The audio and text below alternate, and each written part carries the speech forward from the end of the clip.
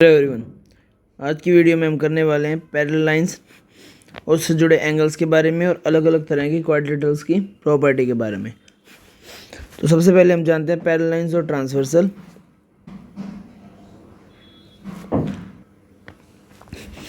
A line which intersects two or more lines at distinct point is called a transversal. यानी कोई line दे रखी है जो दो या दो से ज़्यादा लाइंस को दो पॉइंट्स पे कट करती है, उसे हम क्या बोलते हैं? ट्रांसवर्सल।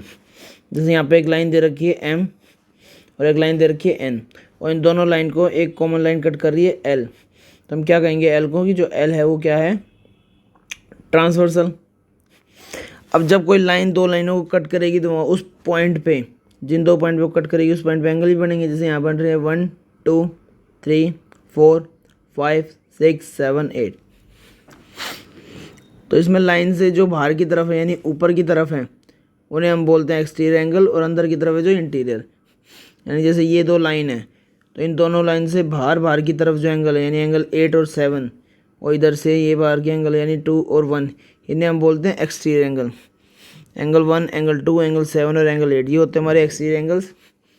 और जो अंदर है लाइन के 3 4 5 6, 3 4 5 6, इन्हें हम बोलते हैं इंटीरियर एंगल। जो लाइन से ऊपर की तरफ है, बाहर की तरफ है, अपोजिट डायरेक्शन में अलग अलग हैं, दूर अपोजिट है एकदम, उन्हें हम बोलते हैं एक्सटीरियर एंगल। और जो दोनों लाइनों के अंदर की तरफ है उन्हें बोलते हैं इंटीरियर एंगल्स।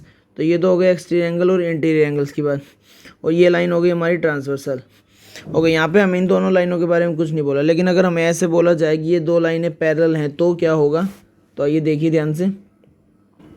अगर हमें ये बोल दिया जाए कि जो m है और जो n है वो आपस में पैरेलल हैं, यानी जो दो लाइन है m और n वो आपस में पैरेलल है और l उनको कट कर रही है, तो क्या होगा? तो देखिए, अगर m और n दो पैरेलल लाइन्स है तो भी यही एंगल बनेंगे 1 2 3 4, यानी सेम यही फिगर आएगी हमारी। तो मैं इसी में आपको बता देता हूँ। अगर हम ये बोला जाए कि जो दो लाइन दे रखी है m और n वो आपस में पैरेलल हैं और l उनको P और Q पॉइंट पे कट कर रही है, देखो अगर सिंपली दो लाइन को कोई ट्रांसवर्सल कट कर रही है कोई फ़र्क नहीं पड़ेगा, एंगल्स तो तब भी बनेंगे और जिन एंगल के जो नाम है वही रहेंगे। लेकिन अगर वो लाइन पैरेलल है तो कुछ प्रॉपर्टीज़ आएंगी। क्या क्या प्रॉपर्टीज़ आएंगी वो देखिए ध्यान से। अगर दो लाइन आपस में पैरेलल है और उनको कोई तीसरी लाइन कट करती है तो क्या होगा? तीन तरह के एंगल बनेंगे। पहले कोरस्पॉन्डिंग एंगल्स, दूसरे ऑल्टरनेट एंगल्स, और तीसरे को इंटीरियर एंगल्स। तो देखिए कौन कौन से एंगल्स होंगे। कोरस्पॉन्डिंग एंगल्स होते हैं जो सेम डायरेक्शन में बनते हैं, सेम डायरेक्शन। ये एंगल तो अगर लाइन पैरेलल नहीं होगी, एम और एन पैरेलल नहीं होगी तो भी ये एंगल बनेंगे, तो भी कोरस्पॉन्डिंग एंगल, ऑल्टरनेट एंगल, को इंटीरियर एंगल सब बनेंगे। लेकिन इन एंगल्स की जो प्रॉपर्टी है वो तभी वैलिड होगी जब लाइन पैरेलल है। देखिए कैसे, जैसे कोरस्पॉन्डिंग एंगल्स होते हैं जो सेम डायरेक्शन में, सेम डायरेक्शन मीन्स ये हमारी दो पैरेलल लाइन्स है, सपोज एम और एन पैरेलल है, तो एंगल 2 जो है ट्रांसवर्सल की राइट साइड में है और इस लाइन से ऊपर है। तो दूसरी तरफ अगर दूसरी लाइन में देखें तो दूसरी लाइन से ऊपर दो एंगल है और ट्रांसवर्सल की राइट साइड में ये अकेला एक एंगल है। यानी अगर ऊपर ट्रांसवर्सल से राइट साइड में और लाइन जो एम है उससे ऊपर है तो यहाँ भी लाइन एन से ऊपर की तरफ और ट्रांसवर्सल के राइट साइड में, यानी एक राइट में है तो दूसरा भी राइट में होगा। राइट में अपर है तो यहाँ भी राइट में अपर। अगर मैंने बोला एंगल 4 तो देखिए एंगल 4 ट्रांसवर्सल की लेफ्ट साइड में है और इस लाइन से नीचे है, तो यहाँ भी ट्रांसवर्सल से लेफ्ट साइड में और नीचे कौन सा होगा? 8। तो हम ये कह सकते हैं एंगल 1 और 5 कोरस्पॉन्डिंग एंगल्स हैं, एंगल 2 और 6 भी कोरस्पॉन्डिंग है, 4 और 8 भी कोरस्पॉन्डिंग है, और 3 और 7। तो 3 7 4 8 1 5 2 6, ये क्या होंगे? Corresponding angles. अब लाइन पैरेलल नहीं है तो भी ये एंगल कोरस्पॉन्डिंग ही कहलाएंगे, लेकिन अगर लाइन पैरेलल होगी तो कोरस्पॉन्डिंग एंगल क्या हो जाएंगे? इक्वल। ये आपको ध्यान रखना है। दो लाइनें जिन्हें तीसरी लाइन कट कर रही है वो लाइन पैरेलल हो या ना हो, कोरस्पॉन्डिंग एंगल्स तब भी बनेंगे, ऑल्टरनेट भी बनेंगे और कोरस्पॉन्डिंग भी। लेकिन अगर लाइन पैरेलल होगी तो ही उनकी प्रॉपर्टी वैलिड होगी। जैसे कि अगर दो लाइन पैरेलल हैं तो कोरस्पॉन्डिंग एंगल्स इक्वल होते हैं और ऑल्टरनेट एंगल्स भी इक्वल होते हैं। ऑल्टरनेट एंगल कौन से होंगे वो मैं अभी आपको बताऊँगा। ध्यान रखना है आपको, अगर दो लाइन पैरेलल है तो कोरस्पॉन्डिंग एंगल्स इक्वल होते हैं, ऑल्टरनेट एंगल्स भी इक्वल होते हैं, और जो को इंटीरियर एंगल्स होते हैं उनमें एंगल्स का सम कितना होता है 180 डिग्री। अभी मैंने आपको बता दिया 1 और 2 एंगल जो होंगे, सॉरी 1 और 5, 4 और 8, 2 और 6, 3 और 7, ये मिलके कोरस्पॉन्डिंग एंगल्स का पेयर बनाएंगे। ये कोरस्पॉन्डिंग एंगल्स होंगे। आगे हम देखते हैं सेकंड हमारा ऑल्टरनेट एंगल्स। ऑल्टरनेट एंगल्स में हमें ये देखना है जो लाइनें पैरेलल हैं उनको कौन सी कॉमन लाइन कनेक्ट कर रही है और वहाँ पे जेड कैसे बन रहा है। जेड सिंपल सीधा बने या उल्टा। अब देखिए यहाँ पे दो लाइनें एम और एन। अब ये तो इसमें पैरेलल नहीं दिखा रखी, लेकिन हम मान के चल रहे हैं अगर ये पैरेलल होती तो एम और एन अगर पैरेलल होती है तो देखिए अगर ये लाइन इसके पैरेलल है तो इन दोनों लाइन को आपस में कौन ज्वाइन कर रही है, ये लाइन, यानी कि ट्रांसवर्सल ज्वाइन कर रही है।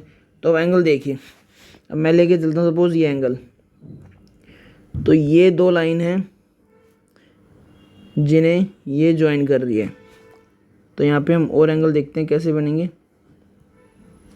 अब ध्यान से देखिए, अगर मैं इस लाइन के साथ आता हूँ और एंगल 4 को लेता हूँ तो एंगल 4 से मैंने यहाँ जेड बनाने की कोशिश करी। मैंने बताया जेड बनाना है, तो ये दो लाइन पैरेलल है और ये इनको ज्वाइन कर रही है, तो जेड कैसे बनेगा, इसी तरीके से बनेगा। तो यहाँ पे देखिए ये कौन सा एंगल है 4, और यहाँ जो जेड बनेगा ये आएगा 6, यानी एंगल 4 और एंगल 6 क्या होंगे, ऑल्टरनेट एंगल्स। और इसी तरह से अगर हम उल्टा जेड बनाएं तो क्या आएगा, यहाँ से 3 और यहाँ से 5, एंगल 3 और एंगल 5। 4 और 6 आपस में ऑल्टरनेट होंगे, 5 और 3। अब बात आई कोरस्पॉन्डिंग में 4 पेयर बने थे, तो क्या ऑल्टरनेट में ये 2 ही पेयर हैं, इसके अलावा भी होंगे। तो देखिए एंगल 4 और 6, 4 6 के हो गया, 3 5 के हो गया। ये होते हैं ऑल्टरनेट इंटीरियर, इन्हें हम बोलते हैं ऑल्टरनेट इंटीरियर। इसके अलावा होते हैं exterior angles, alternate exterior angle. Exterior कौन से होंगे, जो इनके साथ में होंगे। जैसे 4 और 6 था तो 4 के साथ में एंगल 1 लेंगे और 6 के साथ में एंगल 7, तो एंगल 1 जो है एंगल 7 के इक्वल होगा और एंगल 2 जो है एंगल 8 के। तो ये हमारे ऑल्टरनेट एक्सटीरियर हो गए, ये हमारे ऑल्टरनेट इंटीरियर। बट जब हम आगे क्वेश्चंस करेंगे तो उसमें हमें ऑल्टरनेट इंटीरियर का ही यूज़ करना है। इसके बाद देखिए को इंटीरियर एंगल। अब हमारा लास्ट को इंटीरियर एंगल्स। को इंटीरियर एंगल्स को हम एक नाम से और जानते हैं, that is interior angles on same side of transversal या फिर कंसेक्यूटिव एंगल्स। आपको मैंने यहाँ पे 3 नाम बताए, को इंटीरियर एंगल्स, कंसेक्यूटिव एंगल्स या interior angles on same side of transversal. अब देखिए यहाँ से इसका मीनिंग समझिए आप। Interior angles on same side of transversal, तो इंटीरियर एंगल मैंने आपको कौन कौन से बताए थे, एंगल 4 3 4 5 6, एंगल 3, एंगल 4, एंगल 5 और एंगल 6, ये सारे क्या है, इंटीरियर एंगल्स हैं। इसके बाद इन्होंने क्या बोला, on same side of transversal, तो ये हमारी ट्रांसवर्सल है तो इसकी एक लेफ्ट साइड होगी एक राइट साइड होगी। तो सेम साइड की बात हो रही है, इसका मतलब अगर एक एंगल मैं लेफ्ट साइड का ले रहा हूँ तो दूसरा एंगल भी कहाँ लेना पड़ेगा, लेफ्ट का। Interior angle on same side of transversal रहेंगे तो अंदर वाले ही लेकिन सेम साइड में होंगे, यानी एक मैंने अगर 4 एंगल लिया है तो उसके साथ दूसरा कौन सा लेना पड़ेगा 5, और एक मैंने 3 लिया है तो दूसरा 6। तो यहाँ पे क्या होते हैं, इंटीरियर एंगल जो होते हैं on same side of transversal वो सप्लीमेंट्री होते हैं। क्या होते हैं, सप्लीमेंट्री। सप्लीमेंट्री एंगल्स का मतलब है जिन दो एंगल्स का सम 180 होता है उनको हम सप्लीमेंट्री बोलते हैं। कोई भी दो एंगल्स जिनका सम 180 होगा उनको हम सप्लीमेंट्री एंगल बोलते हैं। इसके अलावा कॉम्प्लीमेंट्री एंगल भी होते हैं जिनका सम 90 होते हैं। तो बाकी उसका अभी ज़रूरत नहीं है, हमें सप्लीमेंट्री का ध्यान रखना। जिन दो एंगल का सम 180 होगा उन्हें हम बोलेंगे सप्लीमेंट्री। और एंगल 4 और 5 सप्लीमेंट्री होंगे। को इंटीरियर एंगल्स मीन्स जो को इंटीरियर एंगल्स होंगे उन दोनों एंगल्स का सम कितना होगा 180। 4 और 5 का भी सम 180 होगा, 3 और 6 का भी सम 180 होगा। तो यहाँ पे हमने 3 चीज़ें जानी कि अगर कोई भी दो लाइन आपस में पैरेलल है और उनको कोई तीसरी लाइन कट करती है तो जो कोरस्पॉन्डिंग एंगल बनेंगे वो इक्वल होंगे।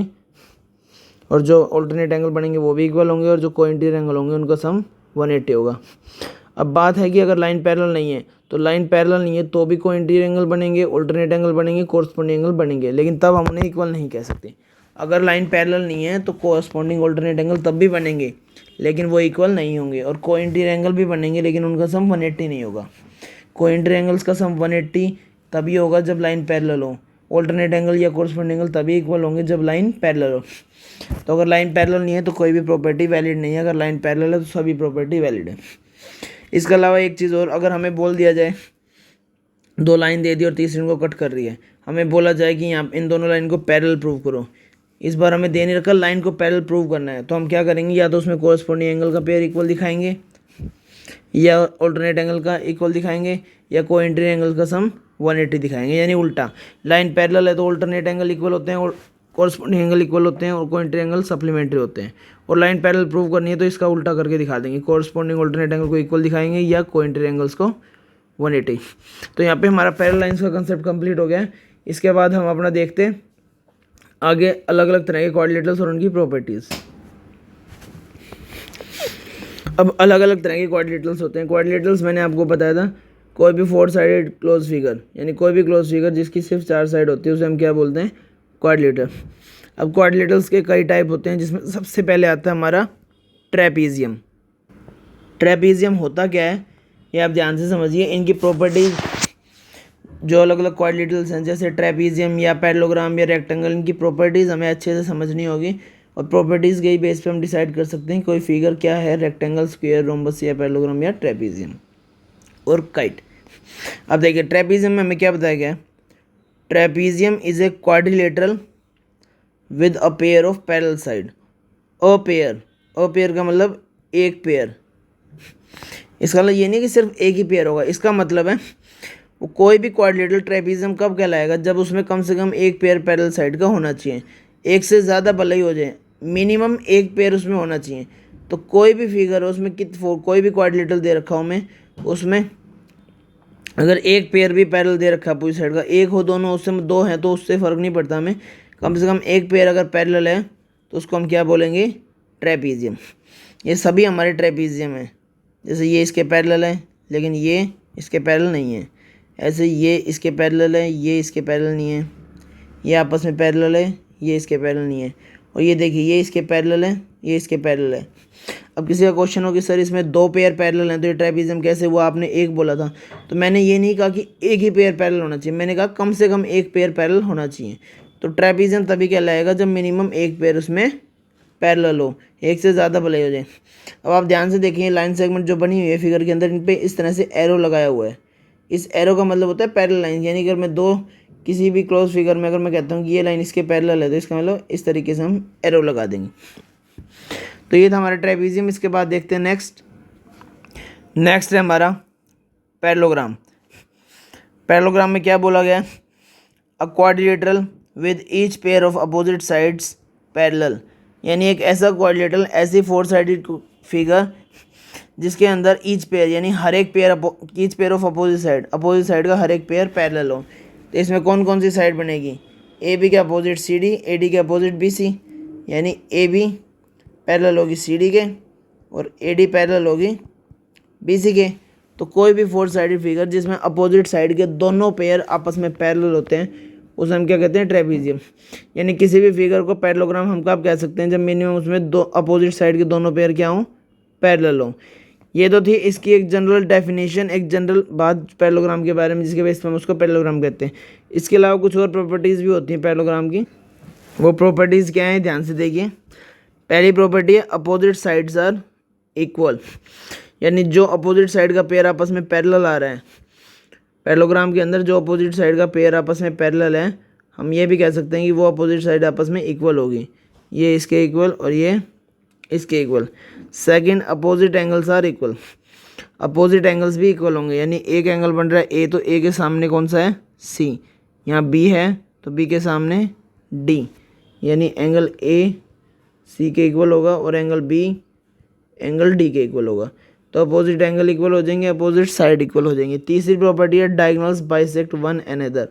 वन अनदर बोल सकते हैं हम, या तो ईच अदर भी बोल सकते हैं। Diagonals bisect one another. Bisect का मतलब होता है किसी भी चीज़ को बाइसेक्ट करना है, मतलब उसके दो इक्वल पार्ट्स कर देना। तो डायगोनल्स बाइसेक्ट वन अनदर मतलब डायगोनल्स एक दूसरे को बाइसेक्ट करते हैं। कैसे? जैसे ये डायगोनल है आपका बी डी, और इधर से ये डायगोनल है आपका ए सी, एक दूसरे को इस पॉइंट पे कट कर रहे हैं। अगर ए सी बी डी को ओ पॉइंट पे कट करता है, ध्यान से देखिए, अगर ये जो लाइन सेगमेंट है ए सी, ये बी डी को कट करता है, मतलब बी डी के दो इक्वल पार्ट होंगे। जैसे ये अगर बी डी है और ए सी इसको ऐसे कट कर देता है ओ पॉइंट पे, तो ये पार्ट दोनों इक्वल हो जाएंगे। तो अगर ए सी बी डी को बाइसेक्ट करता है, इसका मतलब ओ डी ओ बी के इक्वल, और ऐसे ही बी डी अगर ए सी को बाइसेक्ट करता है, मतलब ओ सी ओ ए के इक्वल। तो डायगोनल बाइसेक्ट ईच अदर या डायगोनल बाइसेक्ट वन अनदर, इसका मतलब क्या है? ओ पॉइंट से दोनों डायगोनल आपस में इक्वल होंगे, यानी ओ ए ओ सी के इक्वल होगा, ओ ए के सामने ओ सी, और ओ डी ओ बी के इक्वल होगा। तो ये थी हमारी पैरेललोग्राम की प्रॉपर्टी। इसके बाद देखते हैं नेक्स्ट क्वाड्रिलेटरल की प्रॉपर्टी। नेक्स्ट है हमारा रेक्टेंगल। रेक्टेंगल क्या होता है? रेक्टेंगल के बारे में वैसे आपको बहुत सारी चीज़ें पता है, जैसे उसकी अपोजिट साइड इक्वल होती है, उसके अंदर एंगल 90 होते हैं। अब जनरली किसी चीज़ को रेक्टेंगल हमें दिखाना हो तो हम क्या करें? तो देखिए, रेक्टेंगल की डेफिनेशन समझिए पहले। अ पैरेललोग्राम विद और राइट एंगल, यानी वो पैरेललोग्राम जिसमें एक राइट एंगल हो। अब देखिए, ये हमारा पैरेललोग्राम होता है। अब आप ध्यान से देखें, अगर आप इसमें 90 का एंगल दिखाना चाहो तो आपको क्या करना पड़ेगा?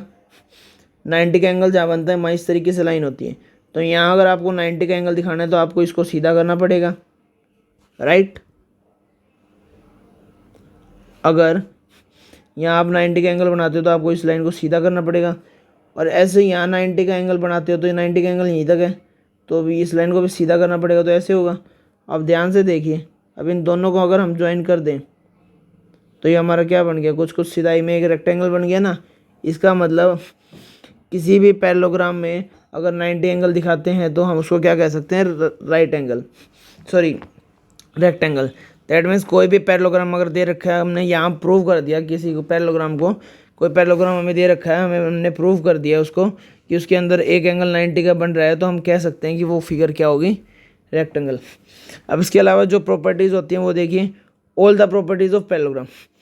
अब जब किसी पैरेललोग्राम को हम राइट एंगल प्रूव कर देंगे तो वो रेक्टेंगल बन जाएगा। तो पैरेललोग्राम की जो प्रॉपर्टीज़ उसमें थी वो रेक्टेंगल में भी रहेगी, मतलब इसकी भी अपोजिट साइड पैरेलल होगी, अपोजिट एंगल्स इक्वल होंगे, और डायगोनल इसके भी बाइसेक्ट करेंगे। इसके अलावा क्या प्रॉपर्टी होती है? Each of the angle is a right angle, हर एक एंगल 90 का होगा। तो अगर हर एक एंगल 90 का है तो इसका मतलब अपोजिट तो इक्वल आनी है। तीसरा, diagonals are equal, diagonal bisect करते हैं। ये पैरेललोग्राम की प्रॉपर्टी थी जो रेक्टेंगल में भी आई। इसके अलावा डायगोनल इक्वल होते हैं। डायगोनल इक्वल क्यों होते हैं वो समझिए आप। आपने पाइथागोरस थ्योरम पढ़ी है, बेस का स्क्वायर प्लस परपेंडिकुलर का स्क्वायर इक्वल्स टू हाइपोटेन्यूज का स्क्वायर। अगर मैं यहाँ पे एक डायगोनल ज्वाइन कर दूँ एन एल, अगर मैंने डायगोनल ज्वाइन किया एन एल, तो देखिए ये बेस है, ये परपेंडिकुलर है, ये हाइपोटेन्यूज है। इसका स्क्वायर प्लस इसका स्क्वायर इक्वल्स टू इसका स्क्वायर, बेस का स्क्वायर प्लस परपेंडिकुलर का स्क्वायर इक्वल्स टू हाइपोटेन्यूज का स्क्वायर।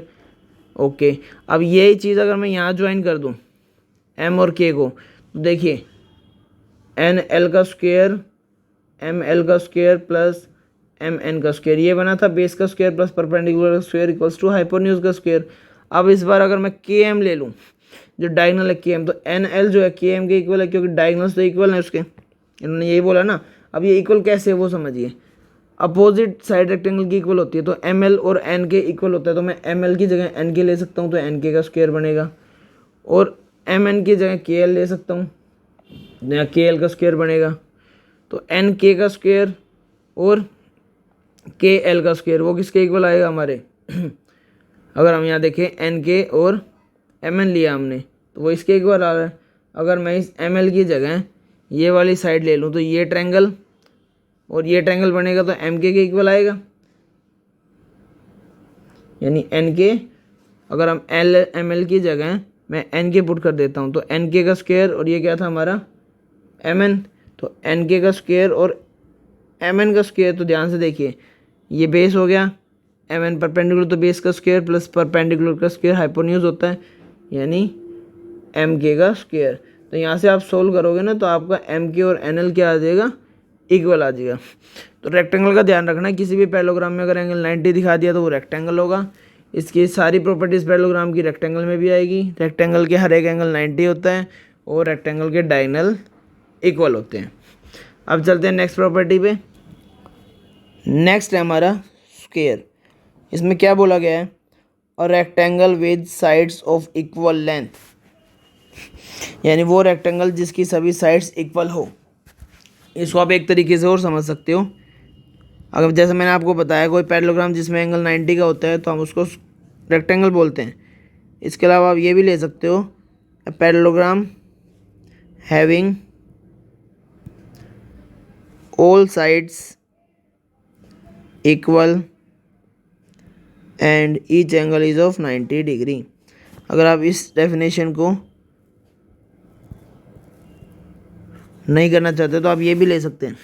तो यहाँ पे आपको दो चीज़ें क्लियर हुई, अगर किसी पैरेललोग्राम में एंगल 90 है सिर्फ तो वो रेक्टेंगल माना जाएगा। अगर पैरेललोग्राम में चारों साइड इक्वल है और एंगल भी 90 है तो वो क्या होगा, हमारा स्क्वायर होगा। तो इसमें पैरेललोग्राम की रेक्टेंगल की सभी प्रॉपर्टीज़ आ जाएंगी। जैसे स्क्वायर की क्या क्या प्रॉपर्टी आ गई, ऑल साइड्स इक्वल होती हैं, ईच एंगल 90 का होता है, रेक्टेंगल की जो प्रॉपर्टी यानी डायगोनल जो हैं इक्वल होते हैं, एंड बाइसेक्ट एट 90। इसका मतलब समझिए, जो स्क्वायर के जो दो डायगोनल होंगे इक्वल होंगे, इसके अलावा 90 बाइसेक्ट करेंगे, मतलब जिस पॉइंट पे वो एक दूसरे को कट करेंगे, यानी ये पार्ट इसके इक्वल होगा, ये पार्ट इसके इक्वल, जिस पॉइंट पे एक दूसरे को कट करेंगे उस पॉइंट पे जो एंगल बनेंगे वो भी क्या होंगे, 90। डायगोनल 90 पे बाइसेक्ट करेंगे, डायगोनल बाइसेक्ट एट 90, या diagonals are perpendicular bisector of each other. इन दोनों बातों का मतलब क्या है, जिस पॉइंट पे कट करेंगे वहाँ पे एंगल 90 बनेगा। तो ये थी हमारी स्क्वायर की प्रॉपर्टी। अब आगे चलते हैं। अब एक चीज़ देख लीजिए, या मैंने बोला कि सभी साइड्स इक्वल होनी चाहिए और एंगल 90 होना चाहिए, ये दोनों चीज़ें आनी चाहिए। सिर्फ एंगल 90 होगा तो रेक्टेंगल होगा, और सिर्फ साइड इक्वल हुई तो रोम्बस होगा, वो मैं अभी आपको बताऊंगा। यहाँ प्रॉपर्टीज़ में भी दिया गया है कि सभी प्रॉपर्टी आ जाएंगी पैरेललोग्राम, रेक्टेंगल और रोम्बस की। तो रोम्बस मैंने नहीं बताया, रोम्बस में इसके बाद आपको रोम्बस बताता हूँ। ये हमारा अब आ गया रोम्बस। रोम्बस क्या होता है, वो कोई भी पैरेललोग्राम जिसकी सभी साइड्स इक्वल हो, यानी अगर किसी पैरेललोग्राम में हमने सभी साइड्स इक्वल दिखा दी तो हम उसको क्या कहेंगे, रोम्बस। इसीलिए मैंने आपको कहा कि अगर पैरेललोग्राम में सभी साइड इक्वल हैं प्लस एंगल 90 है तो वो स्क्वायर कहलाएगा। अगर सिर्फ साइड इक्वल होंगी तो वो हमारा रोम्बस कहलाएगा। अब देखिए, रोम्बस में सारी प्रॉपर्टीज़ आ जाएंगी पैरेललोग्राम की, यानी अपोजिट साइड पैरेलल होती हैं, इक्वल होती हैं, अपोजिट एंगल इक्वल होंगे और डायगोनल बाइसेक्ट करेंगे। अब देखिए, इसके अलावा जो है पैरेललोग्राम की प्रॉपर्टी आ गई, इसमें एंगल 90 नहीं बनते यहाँ पे, लेकिन डायगोनल्स के बारे में बोला गया, diagonals are perpendicular bisector of each other.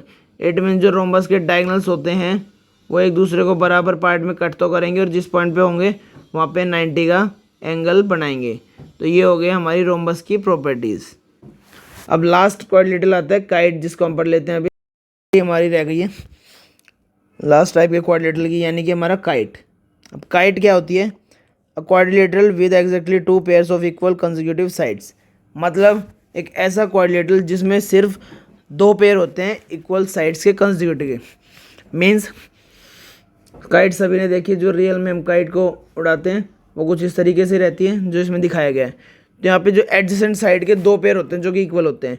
Means ये लेफ्ट में दिखा रखा है ये इसके इक्वल होगा, और जो राइट में दिखा रखा है वो इसके इक्वल होगा। काइट के बारे में ज़्यादा प्रॉपर्टीज़ नहीं होती, इसके जो कंसेक्यूटिव साइड्स होती हैं यानी एडजेसेंट, वो आपस में इक्वल होती है, ये इसके इक्वल, ये इसके इक्वल। अब इसकी प्रॉपर्टीज़ क्या है, diagonal are perpendicular to one another. Means जब इसके डायगोनल्स आप ज्वाइन करोगे तो आपको देख के पता लग रहा है कि जिस पॉइंट पे एक दूसरे को कट कर रहे हैं वहाँ पे एंगल 90 बनेगा। इसका मतलब एक दूसरे के परपेंडिकुलर होते हैं diagonal. Second, one of the diagonal bisect the other. अब ये चीज़ आप समझिए कि one of the diagonal bisect the other, मतलब दोनों में से एक डायगोनल दूसरे को बाइसेक्ट करता है। दोनों एक दूसरे को नहीं करते, दोनों में से एक। तो आप खुद देख के बताइए कि ए सी बी डी को कट कर रहा है या बी डी ए सी को। अगर हम मान लें बी डी ए सी को कट कर रहा है तो देखिए यहाँ से लेके यहाँ तक का हिस्सा और यहाँ से लेके यहाँ तक का, ये तो इक्वल नहीं हो सकता ना। लेकिन हमें पता है ये पार्ट जो है ओ बी से लेके ओ डी, ये इक्वल हो सकता है। इसका मतलब एक डायगोनल बाइसेक्ट करता है, यानी जो लॉन्गर डायगोनल होता है, जो काइट के अंदर बड़े वाला डायगोनल होगा जो, वो छोटे वाले डायगोनल को बाइसेक्ट करेगा, यानी ओ डी ओ बी के इक्वल होगा। ए सी पे कोई फ़र्क नहीं पड़ेगा। लार्ज वाला डायगोनल छोटे वाले डायगोनल को बाइसेक्ट करेगा।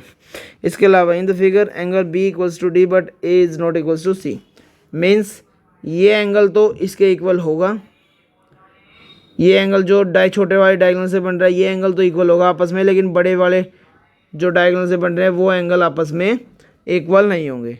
तो ये हमारी काइट की प्रॉपर्टीज थी कि कोई भी क्वाड्रिलेटरल जिसमें एडिशन पेयर के दो एडिशन साइड के दो पेयर एग्जैक्ट इक्वल होते हैं, डायगोनल परपेंडिकुलर होते हैं एक दूसरे के, एक ही डायगोनल दूसरे को बाइसेक्ट करता है, दोनों एक दूसरे को नहीं करते, और अपोजिट एंगल का एक ही पेयर पैरेलल होगा, वो भी जो छोटे डायगोनल पे बनेगा। यहाँ पे आपके सारे क्वाड्रिलेटरल की टाइप कंप्लीट हो गए। अब ओवरऑल एक समरी देख लेते हैं हम।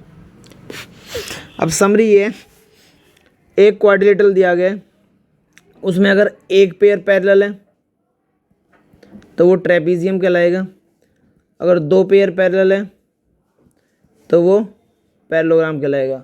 किसी क्वाड्रिलेटरल में अगर एक पेयर पैरेलल है तो ट्रेपीजियम, दो पेयर पैरेलल है तो पैरेललोग्राम। अब किसी भी पैरेललोग्राम में अगर किसी पैरेललोग्राम के अंदर हमने एंगल 90 दिखा दिया, अगर किसी भी पैरेललोग्राम के अंदर हमने एंगल 90 दिखा दिया तो हम उसको रेक्टेंगल कह सकते हैं।